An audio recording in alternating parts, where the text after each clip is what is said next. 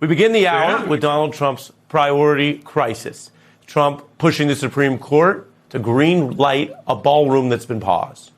Justices were being asked to basically stop the order on this.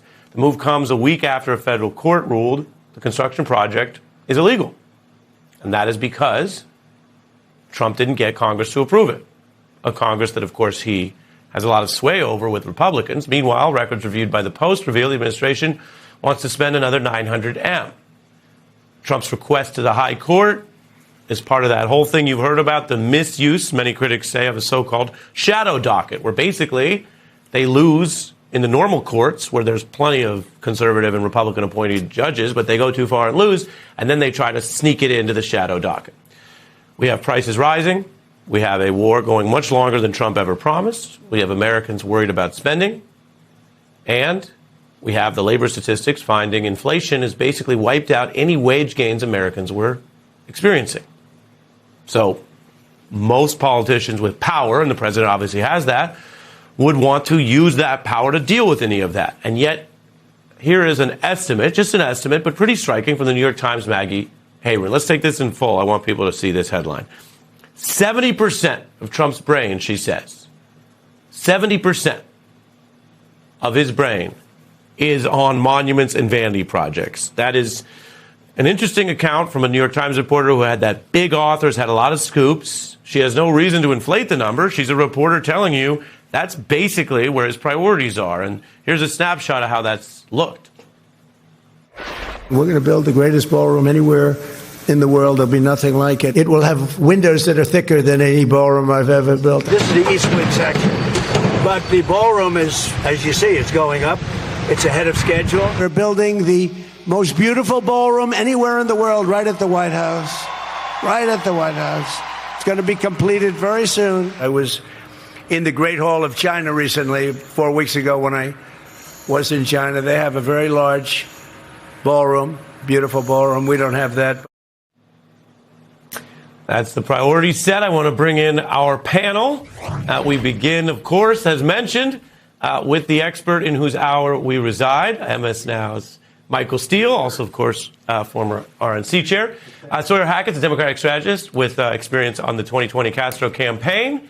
And Lenny McAllister has written for many conservative outlets, also ran for Congress as a Republican back in 2016. He's the author of A Venn Diagram of One, An American Story. Michael, kick us off. What do you see here in these priorities? I see a developer doing what a developer does. He's prioritizing his projects. He's giving glowing reports on the progress of those projects. He's proud of the sound of hammers and nails and scaffolding going up. He's excited to the point of ecstasy when he looks out onto the White House lawn and he sees the carnage that is wrought when you tear up the soil and you begin to put stakes in the ground. Meanwhile, families are struggling to pay their bills. Moms are concerned about how they're going to get their kids in clothing to go back to school and what the lunch menu looks like for the first week of classes this week.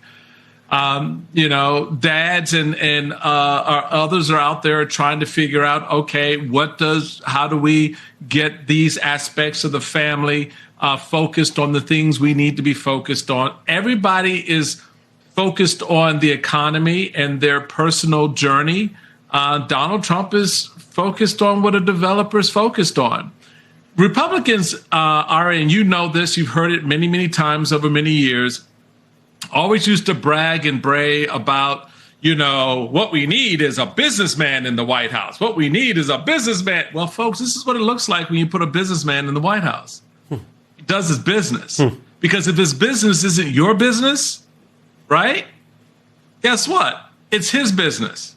And that's what we're seeing play out right now. No one should be shocked any longer. Can we stop feigning the surprise in the media? Can we stop acting like this is normal? It isn't normal. It is never normal to have a president give so little about the American people. Yeah, you make it clear, which is why people listen to you. I mean, I hear you on that. Sawyer, what's your response? Yeah, I mean, I think this is the perfect kind of encapsulation of how prissy and megalomaniacal this man can be. And, frankly, I this may be an unpopular opinion, but at this point in Donald Trump's presidency, this is exactly what I want him to be spending his time on, rather than, spending his time on destroying the economy or prosecuting his enemies or trying to steal an election. I would rather Donald Trump be focused on these kind of vanity projects that are kind of vainglorious and just all about himself. But really, it's not just that he's focused on these vanity projects. It's that he's focused on them while everything else is crumbling around him. And a lot of that is the economy. But I think it's also just this kind of like ambient dread about a whole bunch of things that Americans didn't have to worry about before, whether that's, salmonella or measles or, cyclosporiasis or whatever it may be. Americans are just dealing with these crisis after crisis in terms of incompetence from government at the same time that they're seeing their president focused on a reflecting pool, a ballroom, putting his name on the Kennedy Center. It's just a pathetic kind of encapsulation of who this man is. And I think it's ultimately going to be the downfall of Republicans in November. Lenny, I quoted the Times Haberman. Here's more of what she said on a pod about this. I don't really think it's disputable that he is spending a huge amount of energy, mental and otherwise, on these renovation projects, beautification projects around Washington, and then monuments to self, for which there is no precedent in U.S. history of a sitting president devising such endeavors in their own name. In fact, there is the opposite. There are presidents who have rejected monuments being built to them. Lenny?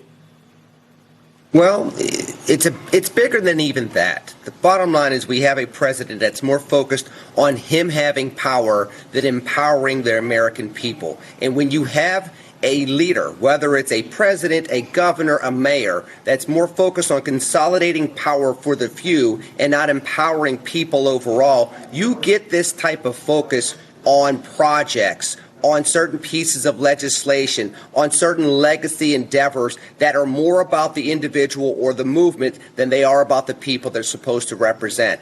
This is not a surprise because, let's just be clear, the MAGA movement has been focused on consolidating power since 2015, 2016.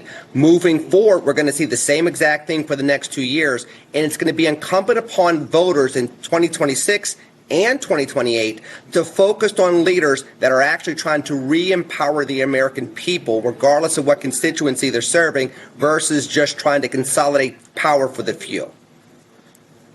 Yeah, when you look at sort of what you mentioned, the other side, Michael, we have some new remarks here on a discussion with Stacey Abrams with Kamala Harris. Take a listen. Stacey, I'll tell you, I think we've got to be ruthless. And by that, I don't mean the way they are. It's not cruel, but we have to be uncompromising. And we have to understand that we're going to have to toughen up a bit around really being focused on results and not sitting around waiting for Republicans to have an epiphany. Because, people's rent can't wait for that. People's health care affordability can't wait for that. Being able to afford childcare can't wait for that. Michael? Yeah, so this is, we've moved from when they go low, we go high, to we need to be ruthless. And I agree with the former vice president. Democrats need to show, because in that ruthlessness, it's not about cruelty, and it's not about pettiness, and it's not about just going after your political enemies because they're your political enemies. It's fighting for something. It's fighting for someone. It is making very clear the bright lines that you as a party or you as a candidate are prepared to commit to. And it is something that, both Lenny and I know and knew from days gone by in our work inside the Republican Party. His great book that's out now talks a lot about that experience and what that looks like. So even for Republicans, they moved off of, a level of engagement that was sort of New England nice Republicanism to what we see now.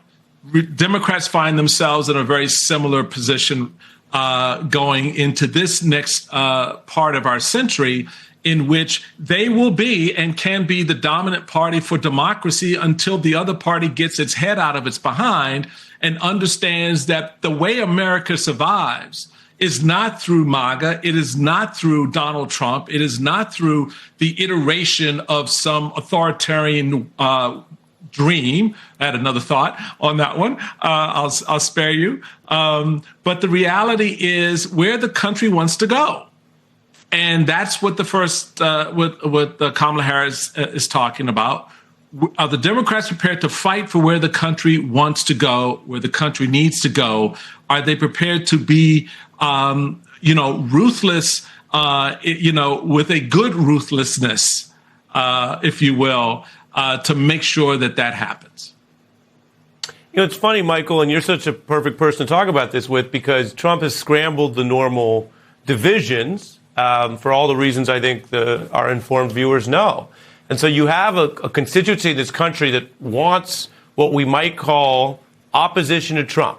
I'm not saying that's fully hard left on every answer, but opposition to this, that's the governing they want. But the style, the tenacity, the leadership they want is still tough Republican, not, on the other hand, Democratic college professor or what have you, fill in the unfair characterization you want. And so I'm reminded of, Liz Cheney, when she decided to be the opposition. She literally went from Republican leadership to being the opposition. And all these people in that pro-democracy movement said that. Why don't we have more of that? And you're here as our colleague, but I know people, you don't have to say it, I'll say it. I know people who go, that Michael Steele, I like the way he lays out the reports on democracy and talks about what the stakes are. Of course, you spent a good chunk of your life in the pre-Trump Republican Party.